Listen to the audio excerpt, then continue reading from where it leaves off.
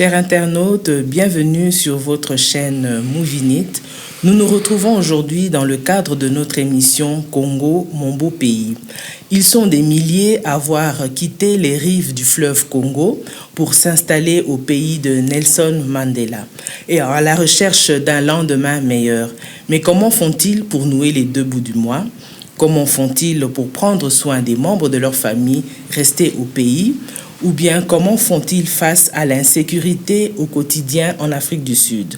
Pour répondre à toutes ces questions et à bien d'autres, je ne suis pas seule sur ce plateau. J'ai à mes côtés Madame Dorcas Ngomba, qui est animatrice culturelle, socioculturelle et qui est entrepreneuse. Madame Dorcas, soyez la bienvenue.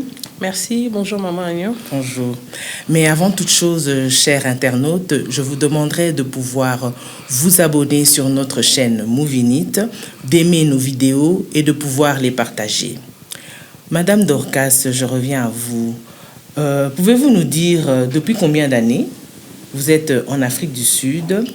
Et dites-nous également quelle est l'image. Est-ce que l'image que vous aviez de l'Afrique du Sud avant d'arriver ici est la même que celle que vous avez trouvée sur le terrain? Ok. Depuis que je suis en Afrique du Sud, ça va faire, au mois de mai, ça fera exactement 8 ans depuis que je suis là. Et l'image de l'Afrique du Sud, au départ, en fait, l'Afrique du Sud est parmi les pays les plus avancés dans le continent africain. Excusez-moi, dans le continent de l'Afrique. C'est, au fait, la deuxième puissance après le Nigeria. Du point de vue touristique, ou alors pour venir dans le cadre de visite, on s'est dit au départ que c'est un endroit bien et tout. Mais c'est quand il faut venir vraiment vivre en Afrique du Sud que nous faisons face à d'autres réalités que nous ne savions pas avant d'y fouler le sol. Oui. Et pour ce qui vous concerne, quand vous êtes venu, vous pensiez vous installer ici ou bien ce n'était qu'un tremplin, vous pensiez venir pour les vacances ou bien aller ailleurs? Ce n'était qu'un tremplin dans un premier temps, je peux dire ça. Je ne suis pas venue pour les vacances. Je me suis dit que ça serait un tremplin, mais ça serait à court terme. Je ne pensais pas y rester jusqu'à faire 8 ans ici, mais les réalités sont autres. Et ma mère vit ici en Afrique du Sud depuis 1998. Elle est ici, donc c'était quelque chose un peu, ici il faut le dire, regroupement familial. Il fallait se revoir après tant d'années. Quoique elle faisait des navettes, parfois elle venait à Kin, mais ça faisait vraiment un long moment, environ 15 ans, qu'on ne s'était pas vu. Et du fait que je n'avais pas vraiment un emploi qui pouvait me retenir à Kinshasa, et elle me dira qu'avec les études que tu as fait au Congo, viens, peut-être que tu vas encore faire de petites formations ici et trouver un emploi digne de ces noms, au lieu de rester au Congo. Bon, je n'étais pas seule, ma soeur et moi, elle a fait en sorte que nous puissions venir en Afrique du Sud. Donc, c'était ça. Ok. Une fois sur place, pouvez-vous nous dire quels sont les différents métiers qu'exercent les Congolais ici? Les métiers qu'exerce le Congo sont nombreux, pardon. Il y a une catégorie qui se focalise, bon, dans la plupart, on parle de la sécurité.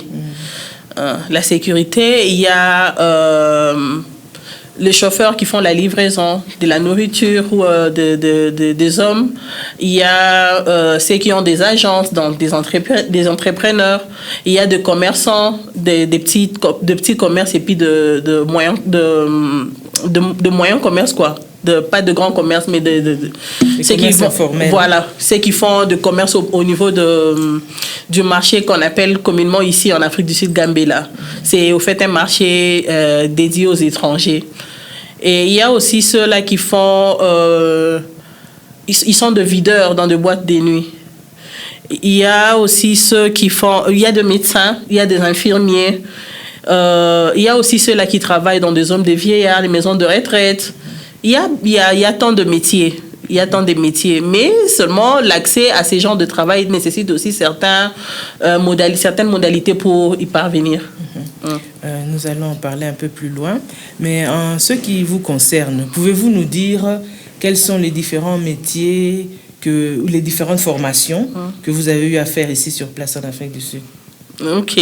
En premier lieu, quand je suis arrivée, j'ai voulu faire la formation de l'informatique et puis l'IT.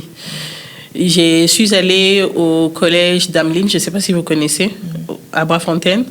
Mais au départ, j'avais déjà commencé la formation, mais après, j'avais besoin d'un visa d'études qui me permettrait de faire la formation et après, peut-être échanger ces visas d'études en visa de travail. Mais la somme qui m'était demandée pour payer pour le frais, pour obtenir ces visas, je ne l'avais pas réunie. Il fallait payer ces frais-là en totalité. Au départ, moi, je pensais peut-être que je pouvais payer par tranche, question de faire la formation jusqu'à la fin. Mais en ce moment-là, je n'avais pas encore un permis qui me permettait de vivre sur le sol sud-africain. D'où j'utilisais seulement un rendez-vous qui m'a été donné à l'Home Affairs. Donc, c'était déjà un obstacle pour moi pour continuer avec cette formation. J'avais arrêté. Après, je suis allée voir une organisation là qui aide les étrangers, croyant qu'ils pouvaient m'aider pour pour en fait financer mes études quoi, mais ils ne les faisaient pas. Ils ont dit en premier lieu ils peuvent m'aider peut-être avec une petite somme là pour payer mon loyer, avoir de quoi manger. Ça m'avait vraiment pas donné la solution dans ce que je voulais. Et quand j'ai posé la question de savoir s'ils pouvaient m'aider pour avoir une formation quelconque qui va me donner l'accès à l'emploi, ils m'ont orienté à faire le fashion and design, chose que j'ai parlé l'autre fois quand j'étais sur ces plateaux. Et je suis allée, ils m'ont aussi donné la possibilité de faire le cours d'anglais. Mais bon, comme j'avais déjà fait le cours d'anglais à Language Lab pendant 2 mois, et ils m'ont envoyé à VET. Bon, j'ai trouvé que la qualité de la formation que j'avais fait à Language Lab et VET, c'était un peu différente. J'ai préféré garder la formation que j'ai eue de l'anglais de Language Lab. Et puis, je suis allée faire le Fashion Design pendant 6 mois. J'ai un certificat en Fashion and Design. À part ça, je n'ai pas eu à faire une autre formation. Parmi les métiers qu'exercent les Congolais ici en Afrique du Sud, plus particulièrement à Johannesburg, vous avez souligné le gardiennage.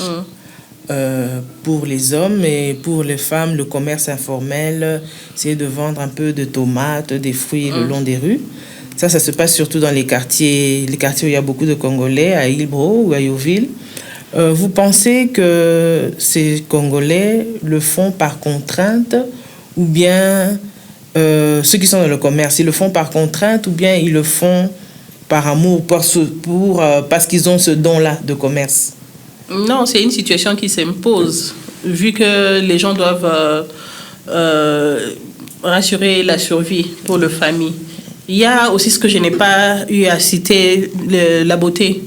Il y a beaucoup de femmes qui se sont lancées dans la beauté, le salon de coiffure, des choses de ces genres. Il y en a, je connais beaucoup de gens qui ont d'autres diplômes peut-être au Congo, voire même ici en Afrique du Sud. Ils ont eu la possibilité de faire des études en Afrique du Sud, mais bon, ils n'ont pas l'accès à l'emploi et d'où ils se retrouvent dans ces genres de métiers.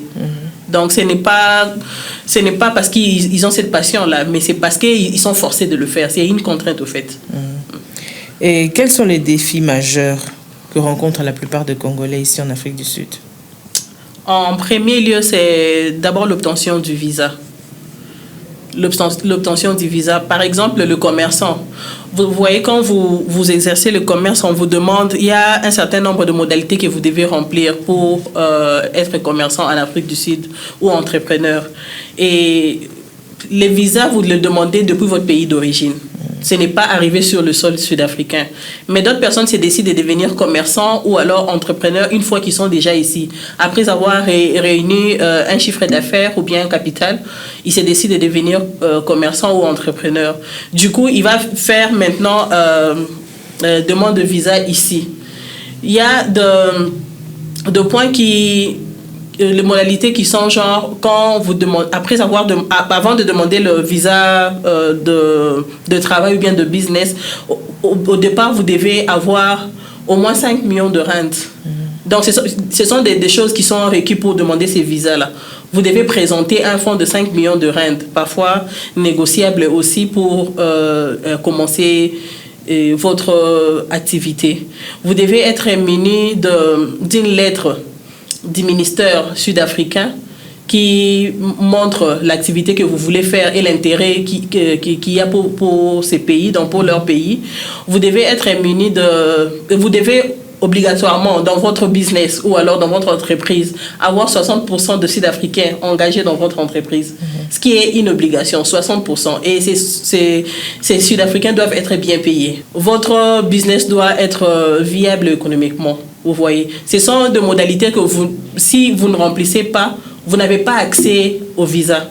Donc, c'est déjà un obstacle. Et il y a un autre obstacle, l'obtention seulement du statut de réfugié en Afrique du Sud. C'est très difficile. Même, comment on appelle ça? Même la demande seulement d'asile, là, qu'on vous donne ce qu'on appelle le Ngunda.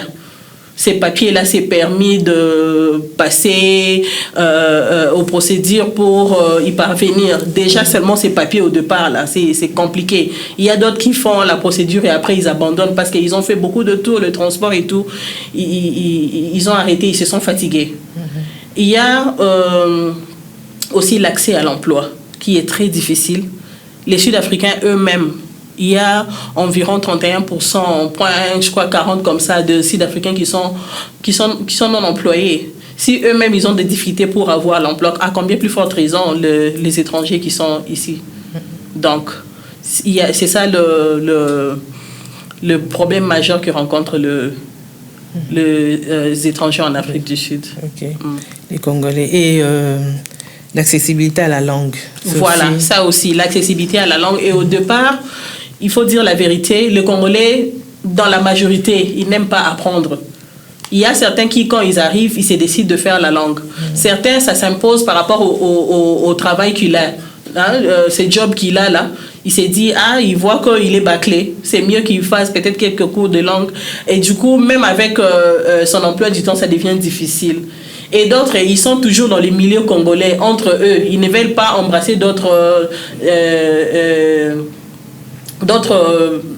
communautés, quoi. Chose qui fait que, du coup, vous voyez quelqu'un qui fait 20 ans en Afrique d'ici, mais qui ne parle pas anglais. Ça aussi. Revenons à votre cas précis. Pouvez-vous nous dire comment vous faites pour nouer les deux bouts du mois ici en Afrique du Sud? Vous êtes entrepreneuse. Comment vous vous y êtes pris et vous œuvrez dans quel domaine? Ok. Je suis dans deux branches. Je suis dans l'organisation de manifestations et puis je suis dans le online shopping, la vente en ligne. C'est ce que je fais actuellement. Mais autrefois, arrivant en Afrique du Sud, je n'avais pas d'emploi. J'étais à la maison. Comme je vous ai dit au départ, ça m'a pris longtemps pour avoir le permis. D'ailleurs, le permis que j'ai actuellement, je peux dire que c'est un refus. Mais au moins, ça me donne la possibilité de rester en Afrique du Sud jusqu'à ce que mon cas soit délibéré. Donc, j'étais sans emploi, je ne faisais rien, il fallait trouver quelque chose à faire. J'ai eu à faire recours à d'autres, comment on appelle ça, d'autres connaissances que j'ai, question de réunir les deux bouts du mois, comme vous le dites là. J'ai fait de samoussa. Je ne sais pas si vous connaissez samoussa. Oui, j'ai fait de samoussa. J'ai parti déposer dans des shops de Bangladesh, Pakistanais. J'ai l'air de poser une partie, ils vendent et puis je récupère l'argent. Par moment, il y a des gens, quand ils ont de fêtes et tout, ils sollicitaient ces samoussas-là, ils me faisaient la commande. Il y avait aussi des individus, des choses de ce genre. Mais après, c'était un travail qui me prenait beaucoup d'énergie. J'étais fatiguée, j'ai dit bon, je vais quand même laisser ça parce que j'ai combiné entre ça, le cours d'anglais, après il fallait aussi faire le cours de design. C'était devenu trop d'exercice pour moi. J'ai eu à laisser un moment. Et 2 ans après, je me suis lancée dans la beauté. J'ai eu à travailler dans un salon de coiffure. J'ai loué un espace dans un shop où je faisais ce travail-là. Donc, c'est ça. À un moment aussi, j'ai eu à faire... Parce qu'il y a aussi des Congolais qui font ces commerces d'aller vendre. Il y a des marchés ici en Afrique, d'ici dans la province ou bien dans d'autres villes. Ils achètent des trucs et puis ils aillent là-bas pour vendre. Et ça peut se passer pour une journée ou bien pour le week-end, des choses de ce genre. Mais moi, je n'y allais pas.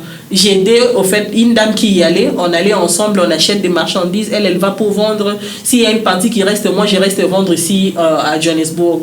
Donc, c'était ça. Mais actuellement, comme j'ai dit, je suis en train de faire l'organisation de manifestations et puis la vente en ligne. Parlez-nous un peu de l'organisation des manifestations. C'est quelque chose qui n'est pas assez courant dans le milieu congolais. Comment vous est venue l'idée de faire ça et comment vous vous y prenez? Si on peut commencer par là. Ok. L'organisation de manifestations, comme vous l'avez dit au départ, je suis animatrice socio-culturelle de formation. Et dans mon champ d'action, il y a l'organisation de manifestations en tout genre. Ça peut être culturel ou alors social. Alors, quand j'étais à Kin, après mes études, j'ai eu à travailler dans une entreprise de la place pendant au moins 3 ans. Après cet emploi-là, j'étais à la maison, je n'avais pas de travail et j'ai travaillé dans une ONG aussi. Et pendant que je travaillais dans l'ONG, ça ne payait pas comme quand j'étais dans l'entreprise précédente. J'ai décidé de créer au fait quelque chose qui me permettra d'avoir un peu plus de revenus. Et je me suis lancée dans l'organisation de manifestations, mais ça ne payait pas encore. Là, c'était au Congo. Au Congo, ça ne payait pas encore. Mais je le faisais quand même, question aussi de perfectionner des choses de ce genre. Parce que l'apprentissage à l'université et puis les réalités sur terrain sont autres. Je les faisais quand même. Et arrivé ici en Afrique du Sud, il y avait la femme du pasteur de mon église qui m'a proposé une fois d'organiser le mariage d'une sœur de l'église. C'est là que j'ai dit, ok, c'est au fait ce que j'ai fait à l'école, je suis vraiment honorée de le faire. C'est là que j'ai débuté. C'était en tout cas la première manifestation que j'ai eu à organiser ici en Afrique du Sud. C'est parti de là. Et les gens ont fait connaissance de ce que je faisais et ils ont commencé à me solliciter ça et là. Donc, c'est au fait ça. Si, en tant que professionnel, si il vous est demandé de pouvoir critiquer les manifestations des Congolais, qu'est-ce que vous aurez à dire? Qu'est-ce qui manque? Qu'est-ce qu'il faut améliorer? Ça souffre du professionnalisme parce que la façon dont ils le font, ce n'est pas comme ça que ça devrait être fait. Quand on organise une manifestation, n'est-ce pas, on doit recourir à quatre objectifs. On a besoin de moyens matériels, financiers, temporaires et puis humains. Ces 4 moyens doivent être réunis. Vous voyez, quand ils organisent, ils le font d'une manière typique. Vous voyez même les mariés ou la mariée s'y mettre dans l'organisation. Ça peut être une raison de stress ou bien de choses qui feront l'échec de la manifestation. Il se pourrait que pendant que l'événement se découle, déjà on appelle la mariée, elle doit prendre le téléphone pour signaler et le robot est à place, de choses comme ça. Ou bien il fallait finir peut-être le paiement je sais pas moi, de la salle, de la robe, des choses de ce genre. Ça stresse un peu. Et il faut s'occuper de la nourriture, des choses de ce genre. Or, si vous avez quelqu'un qui peut organiser tout cela, il le fait. Il suit étape par étape. Il vous dispose de la salle, de tout ce dont vous avez besoin pour que votre manifestation soit réussie. Vous êtes calme, mais vous n'attendez que le jour. Et du coup, ces jours-là, pour vous, ça sera vraiment, comme on l'a dit, un jour que vous ne pouvez pas oublier. Au lieu que ce soit un jour de stress. Déjà, le jour où il y a par exemple le mariage, parce que quand on parle des manifestations, c'est pas seulement les mariages, mais généralement c'est ça, c'est qui est en vogue au fait. Les jours de mariage de quelqu'un, ça devrait être un jour inoubliable qu'une personne doit garder en mémoire. Mais quand c'est trop stressant, vous voyez quelqu'un qui vous dit « c'est là qui passe une bandelle », mais finalement, c'est là qui réussit. Or, si vous avez engagé comment on appelle, un plénat, c'est comme ça qu'on les appelle ici, cette personne va faire tout ça et vous venez seulement là vivre votre journée, vous voyez. C'est au fait ça, parce que déjà le jour du match, c'est déjà comment on appelle ça, c'est déjà émouvant.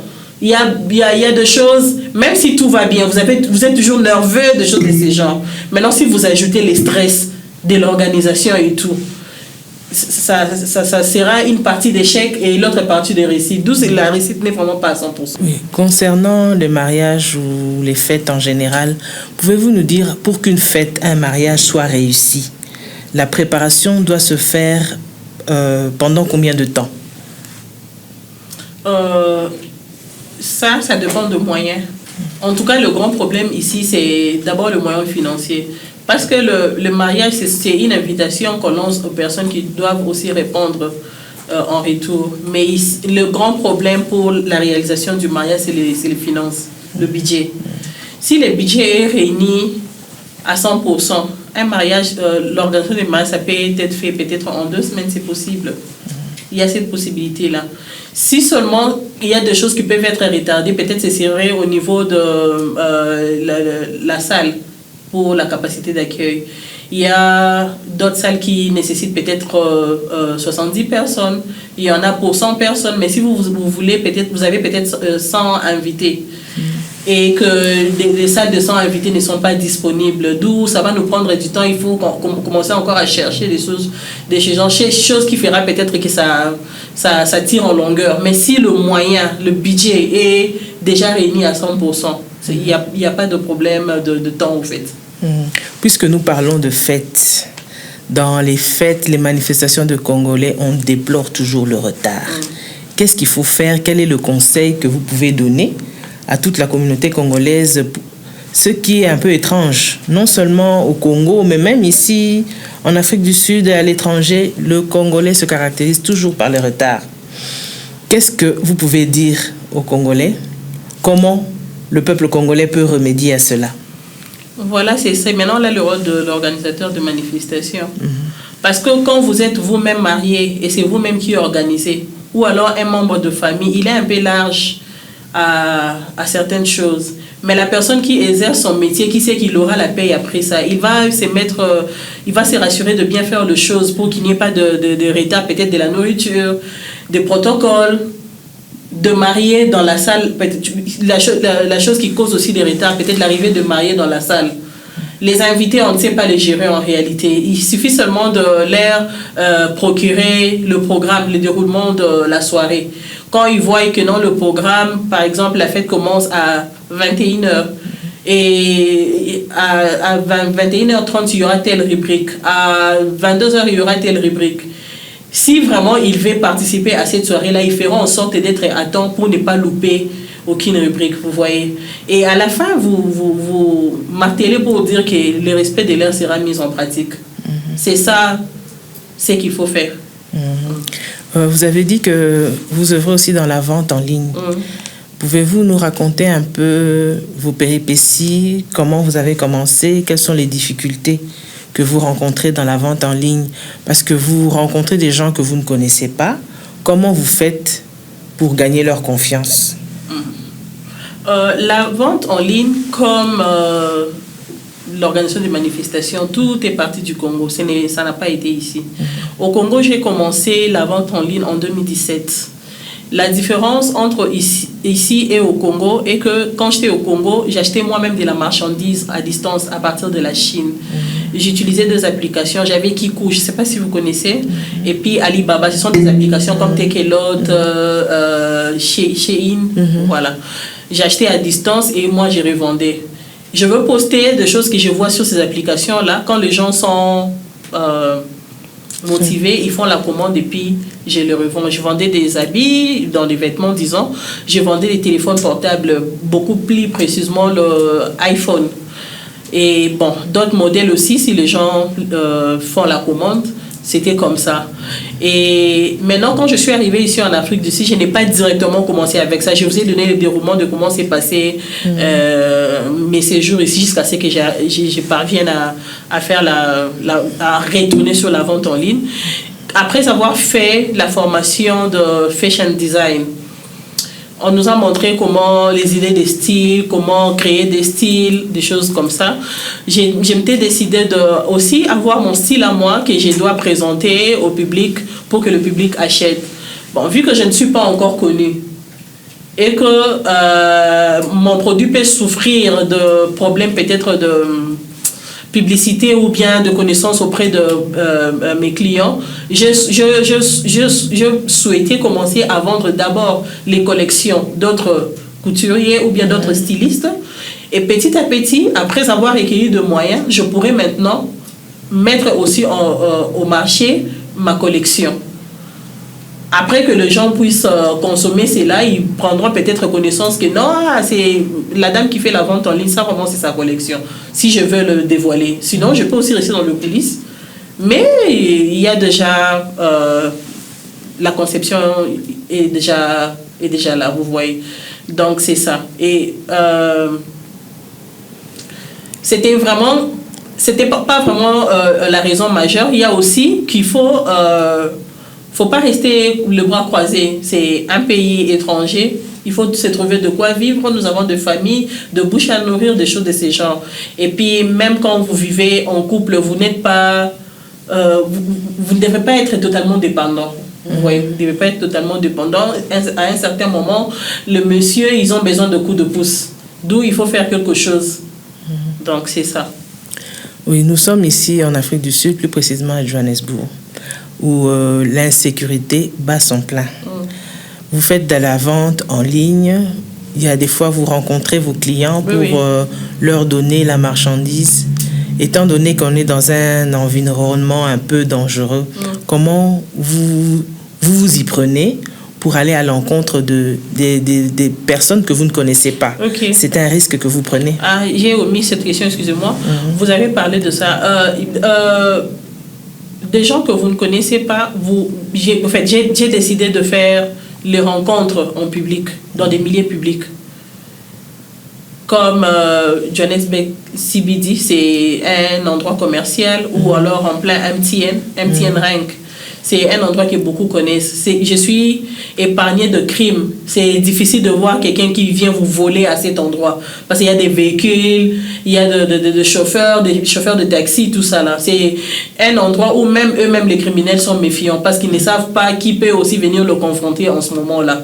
Mais quand il faut aller faire la livraison à domicile, c'est là qu'il y a le problème. On ne sait pas chez qui on va. Tout à fait. On ne sait pas chez qui on va. On ne sait pas quel genre de personne on va rencontrer. Je peux parler avec une personne qui me parle gentiment au téléphone, mais arrivé là-bas, il me dit « Hey, dépose-moi ceci, fais ceci, commence à te donner des commandements pendant que toi, tu es venu vendre ton produit. » Seulement peut-être pour me ravir mon téléphone, ou alors mon sac à main, ou alors mon porte-monnaie. Seulement pour ça. D'où je suis méfiante. Pour faire la livraison, peut-être que je peux dire, ok, si vous ne pouvez pas venir en ville, dans votre milieu, on s'y rencontre peut-être dans un shopping center, non loin de chez vous. Ça peut être un ShopRite ou bien une banque, des choses de ce genre, vous voyez. Et si la personne ne coopère pas, je ne sais pas aller le rencontrer. Je ne sais pas aller le rencontrer. Je préfère perdre ces marchés au bien de ma sécurité. Et comment se fait le paiement? Le paiement se fait avant la livraison, pendant la livraison ou à quel moment précisément? Pour les personnes que je rencontre de face à face, le paiement s'est fait après que j'ai livré. Cash in delivery. Parce que quelqu'un ne voudra pas vous remettre l'argent avant que vous puissiez lui brandir la marchandise. Il peut se dire que vous aussi, vous êtes un escroc. Il est aussi méfiant. De même que je suis méfiant, il est aussi méfiant. Mais pour les personnes à distance qui ne sont pas à Johannesburg, vous pouvez lui dire... envoyez l'argent avant et ensuite je vous envoie la marchandise. Il va dire que j'ai déjà fait ça, mais on m'a escroqué. Mais ça dépend de la manière dont vous parlez avec. Vous lui dites que non, vous gagnez sa confiance. Parce que j'ai aussi des clients qui achètent à distance. J'essaie de gagner la confiance et il envoie l'argent, on fait le marché. S'il ne veut pas, je ne sais pas insister. Peut-être l'insistance montre aussi que vous avez d'autres idées derrière la tête. Et pour ceux qui sont au Congo, parce qu'il y a des gens qui achètent aussi du Congo et ils envoient l'argent avant que la marchandise soit livrée. C'est ça. J'aimerais savoir les clients que vous avez ici en Afrique du Sud. La plupart de vos clients, ce sont des Congolais, des Sud-Africains ou bien d'autres nationalités? La plupart des clients sont de Zimbabwéens, d'autres nationalités, les Zimbabwéens, le Mozambicain, tout ça. Des personnes, généralement les personnes qui ont des problèmes de documents. Ils ne savent pas arriver en plein centre-ville. Ils sont méfiants. Ils se disent que non, peut-être que quand je serai en train de me promener, si je n'ai pas de documents, on va m'arrêter. Je préfère arriver à un milieu précis. En échange, du coup, je rentre chez moi. Vous voyez. Et puis, il y a aussi des Sud-Africains. Ils achètent. Quand il aime l'article, il va commander. Vous vous rencontrez, il prend sa commande et puis il s'en va. Donc, c'est ça. Madame Dorcas, il y a certains Congolais qui disent que il n'est pas facile pour les Congolais d'évoluer tant qu'on reste dans le milieu des Congolais. Donc, il faut qu'on fungwa maroké na ba milieu mususu. Qu'on va na milieu ba Congolais zone sarabatu sima, qu'on émerger. Donc, tu seras buté à faire rien que des petites activités. Pour voir loin, il faut sortir du milieu des Congolais. Qu'est-ce que vous pensez de ça? Oui, je pense que ceux qui disent que quand vous restez dans les milieux congolais, vous n'allez pas émerger. Parce que quand on parle de l'émergence, déjà, c'est une passation de niveau inférieur au niveau supérieur. Quand vous restez dans le milieu congolais, les Congolais, quand ils quittent le pays pour venir en Afrique du Sud, ils ne font, la plupart, en fait, je n'ai pas dit que c'est comme ça pour tout le monde, mais dans la plupart des cas, ceux-là qui viennent ici, ils ne viennent que faire ce qu'ils trouvent les autres faire. Ils ne cherchent pas à faire du nouveau. Ils ne cherchent pas à embrasser les réalités qu'ils trouvent ici pour sortir de leurs difficultés ou bien émerger, comme on le dit là. Quand il trouve quelqu'un en train de vendre, lui aussi viendra à côté de toi pour chercher à vendre. Du coup, quand il y a la monotonie, ces marchés-là deviennent... Ça commence à souffrir de la clientèle. Parce que vous êtes nombreux, vous exercez ça. C'est comme nos sœurs ou nos frères qui font les salons de coiffure, ceux qui font le Uber Eats, ceux qui font le Uber, c'est-à-dire le transport des humains. Quand vous faites la même chose, du moment que ça devient populaire, et il n'y a pas un bon nombre de clients, vous allez vous faire de petits revenus. Pendant que si vous allez peut-être embrasser d'autres communautés, il y a aussi d'autres métiers. Il y a aussi d'autres métiers que vous pouvez faire, question d'émerger, vous voyez. Par exemple, il y a d'autres Congolais qui viennent en Afrique du Sud, arriver, ils trouvent que les gens sont en train de jouer à la loterie. Soupe à bête, des choses de ces genres. Des jeux de hasard. Oui, lui aussi, voilà, les jeux de hasard. Lui aussi, il s'y met. Il commence à faire ces jeux-là. Il n'a pas le temps de chercher du travail. Il commence à espérer en ces jeux-là pour vivre. Imaginez. Je connais des Congolais qui sont ici en Afrique du Sud. Ils ne travaillent pas. Mais son seul métier, c'est de choquer. Ils appellent ça comme ça. Choquer. Il se met dans un coin. Il connaît des Congolais qui ont l'habitude de donner l'argent aux autres. Finalement, tu lui donnes un petit rien. Parfois, ils sont là à choquer même ceux-là qui cherchent l'argent difficilement. Choquer des matolo. Matolo, voilà. Ok. Il vient là même à choquer ceux-là qui cherchent l'argent difficilement, vous voyez. Parce que ceux qui donnent l'argent facilement, ce sont cette catégorie de personnes qu'on appelle frappeurs. Je ne sais pas si je ne vais pas vraiment entrer en détail, mais vous avez l'image de ce que je vais dire. Ils donnent l'argent facilement. Maintenant, quand ils viennent te demander, toi qui vas au travail du jour au lendemain, chaque jour comme ça pour trouver de quoi manger, il vient comme peu choquer et tout. Tu dois donner quelque chose. Après, c'est avec ça qu'il vit. Il ne fait rien. C'est au fait ça. Le Congolais, excusez-moi de le dire, nous sommes paresseux. Nous sommes quelque part aussi paresseux. Quand nous sommes seulement dans notre milieu, nous n'embrassons pas d'autres communautés, nous n'allons pas avancer. Nous n'allons pas avancer. Il faut faire des petites formations, il faut chercher à apprendre la langue. C'est ce qui va nous donner accès peut-être à l'emploi. Parce que si je viens ici, il y a un poste vacant. Entre une personne qui parle anglais, qui a une petite formation, bien un certificat de ce que moi je veux engager, je vais préférer la personne qui a fait cette formation-là pour engager, contrairement à la personne qui n'a pas ces profils, vous voyez. D'où si vous avez vos deux profils, vous allez peut-être vous battre et ce qui est le plus fort va gagner. Mais quand vous restez toujours dans les milieux congolais, vous ne faites rien, vous êtes toujours là à suivre. Et maman nyo a sala ki boinga pe na keye kuna. Et balobi ke kuna kutu misale za la raté, tu restes là, tu ne cherches pas. Moi-même, personnellement, il m'est arrivé quand je suis allée faire le cours d'anglais à Brafontaine. Au départ, ils m'ont donné leur programme pour dire que non, ils commencent le cours au mois de septembre, tout ça. J'arrive là à la date qu'il fallait commencer le cours. le monsieur à la porte de la sécurité, il me dit que non, c'est déjà full. Il n'y a plus d'espace pour y accéder. Il faut soit vous allez à la branche, parce que la formation était gratuite, soit vous allez à la branche payante, ou alors vous attendez l'année prochaine pour vous enregistrer encore. J'ai dit, ok, c'est bon. Je suis sortie.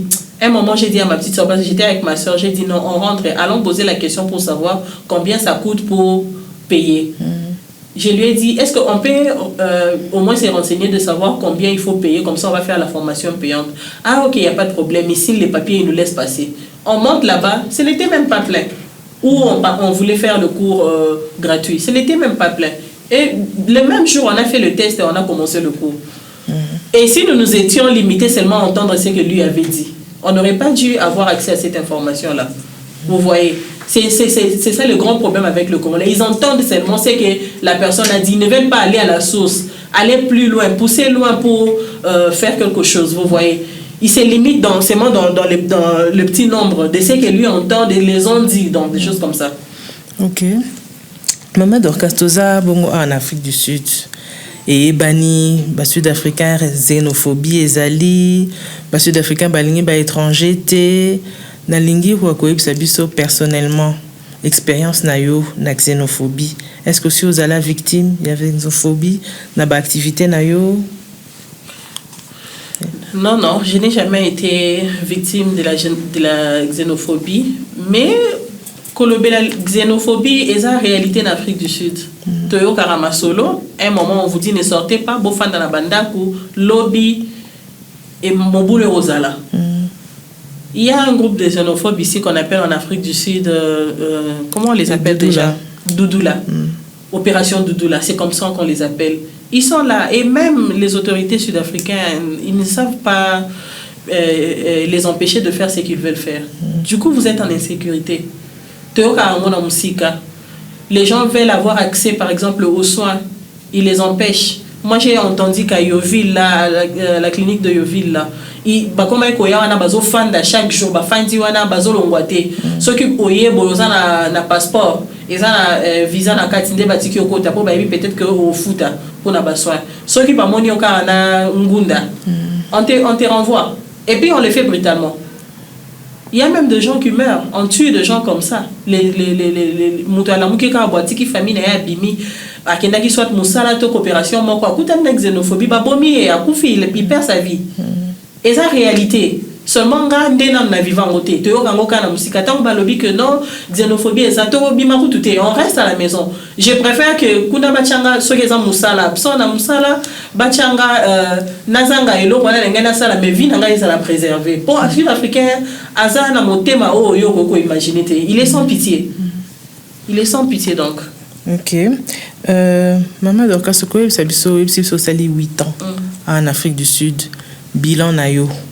S'il faut prendre un peu de recul, ce que vous avez déjà fait, votre bilan, vous pensez que le bilan est positif ou quels sont vos projets aussi pour l'avenir? Ok. Maman Agnew, le bilan est négatif. La vie en Afrique du Sud, ce n'est pas facile. Déjà, les logements, comme j'ai parlé ici, l'accès aux formations, même Nengeto Barakeo, Kolia, Babarake, Brao, Kolia en Afrique du Sud, des armes moins chers. Non, les armes moins chères, il faut de l'argent. Kolia, les armes moins chères, peut-être les habilo, ou un souci à moi, quantité, mais au Yebi Pena qui était n'allié, n'a bêti, sur n'allié, Zambongo. Peut-être aussi content à Kana Brent, ou tout le monde qui montant en haut, Eza Mouki, mais soit tu ça là, tout transcrire en haut, Nambongo, ou un souci, tout ça, les Laranakongo, vous allez voir que c'est pareil. Vie en Afrique d'ici déjà vraiment difficile. Ata ozo gagner mbongo ebele au mona ke ezo sila na kofuta ndako kofuta courant kofuta mai scolarité à bana ozo mona transport les transports en Afrique du Sud coûtent cher. Na epi na Congo actuellement transport est comme moi pas si pour na problème ya embouteillage et tout ya monde zo matisa ku ya transport mais en réalité transport na Congo ils arrêtent l'autre mais en Afrique du Sud transport ils arrêtent ozo mona. Et ça, donc, vie en Afrique du Sud, c'est vraiment difficile. Et ça, difficile. D'où ceux qui ont gagné mon bon, pour épargner vraiment. À part ça, tu me rappelles libanda boye, moi bandeko baninga, au moins na Congo baebi que oza libanda mboka. Bazo mona te que oza na ba difficulté. Ils ne voient pas que oza en Afrique, baebi ba réalité musu soto vivra awate. Yo pe siko po tika bongo te oluka o relever défi. Faut ça moi geste moi nim.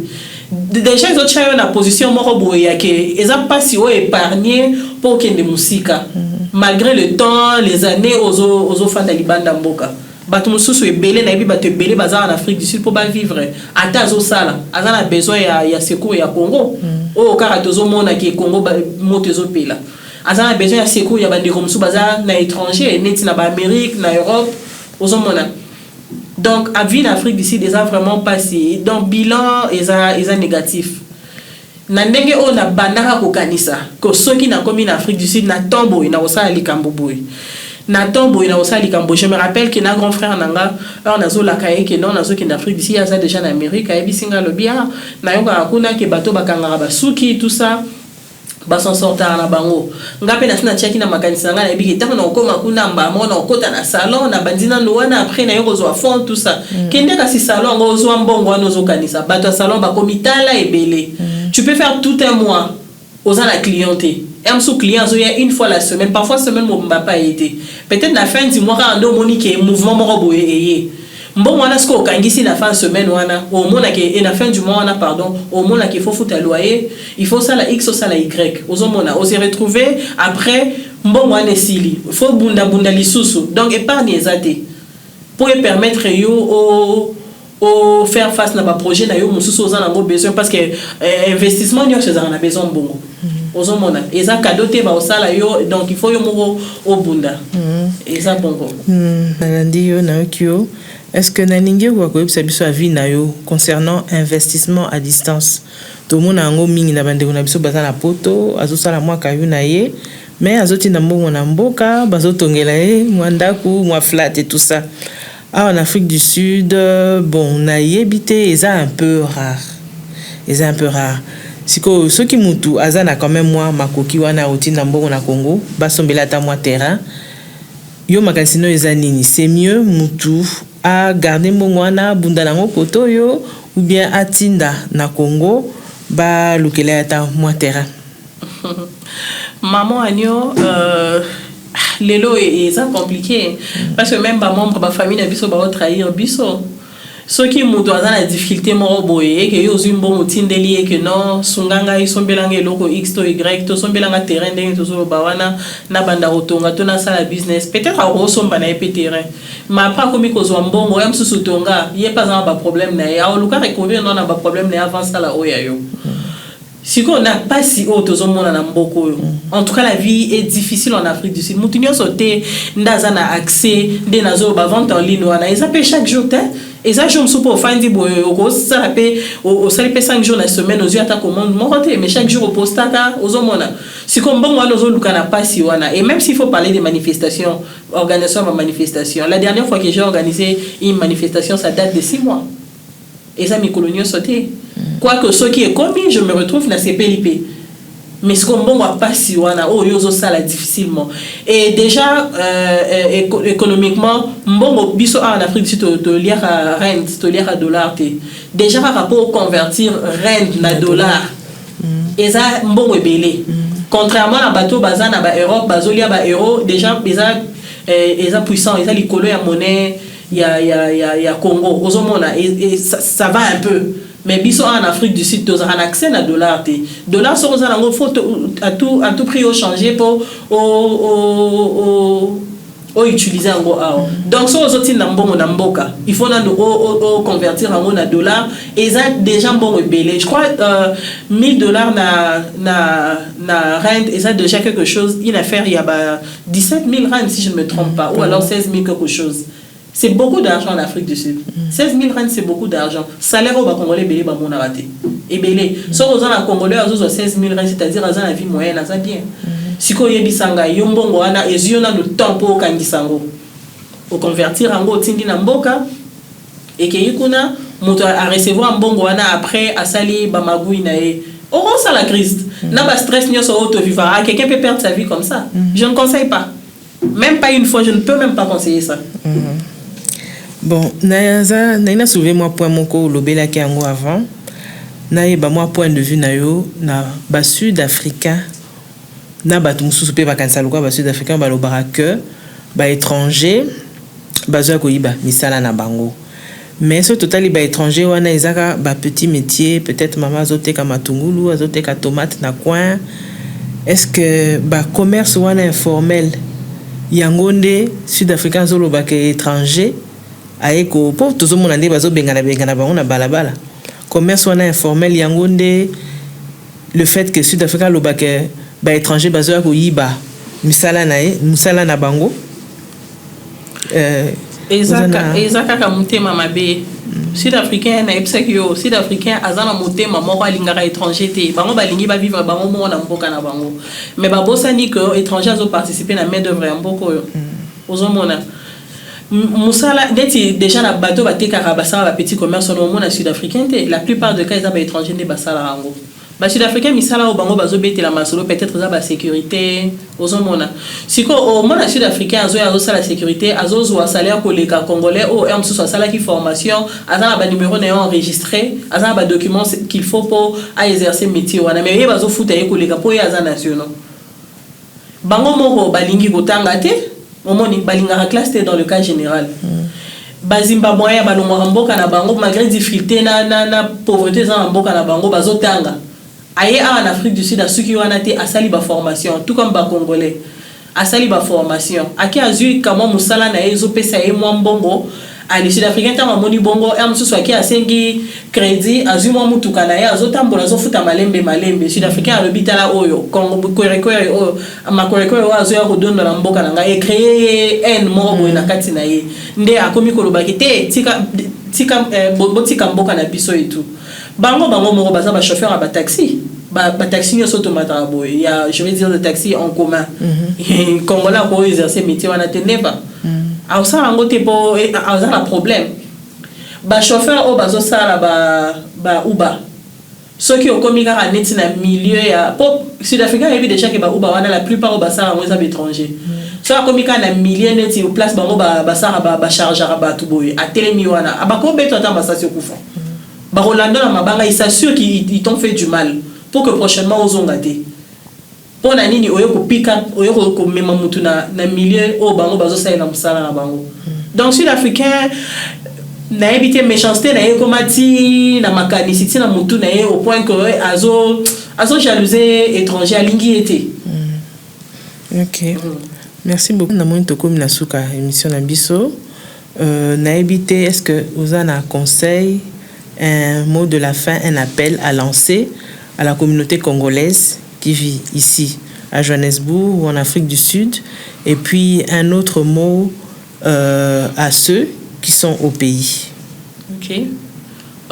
Pour les Congolais qui sont en Afrique du Sud, je demande à nos frères et nos sœurs congolais, comme nous avons dit tout au long de l'émission, de quitter les on-dit, de vivre la réalité, de chercher à émerger. C'est vrai, nous sommes dans un pays étranger. Commencez par chercher à avoir le permis. Je ne parle pas seulement du permis de travail, mais au moins le permis qui vous donne la permission de vivre en Afrique du Sud. Et vos papiers en ordre. Faites des petites formations. Apprenez la langue qui va vous donner l'accès à l'emploi ou à une activité génératrice de revenus. Quitter, je me demande, na sengite ba congolais ba kabwana na ba congolais mususu, mais en termes ya koluka, ezo sengana no moi séparation wana. Toke de peto embrasser na no ba place mususu ba tu mususu, po musala po ba pesa ezo senga kaka ozwa pa muninga na congolais te. Oko zo pe na sima ya zimbabwéen. Oko zo pe na sima ya sud-africain mususu, oh azo luka employé mutu. Ozo mona. D'où laissons-nous aller.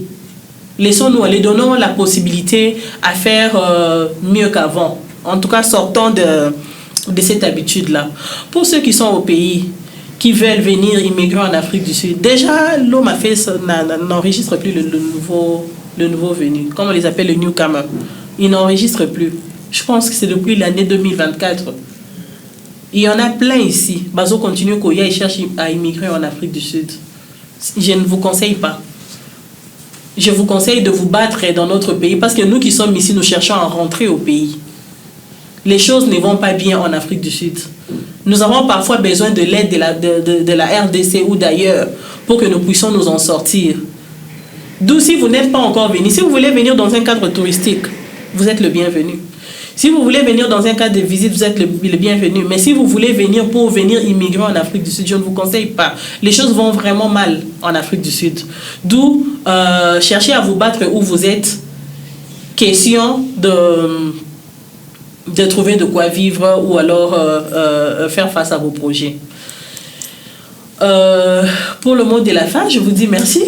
Merci de m'avoir reçu de nouveau sur ces plateaux. J'espère que ce ne sera pas la dernière fois. Pas du tout. Ok, merci à vous aussi, Madame Dorcas. Chers internautes, nous sommes arrivés à la fin de notre émission. C'est sur ce conseil de notre invité que nous mettons un point final pour l'émission d'aujourd'hui. Merci de nous avoir suivis et à la prochaine.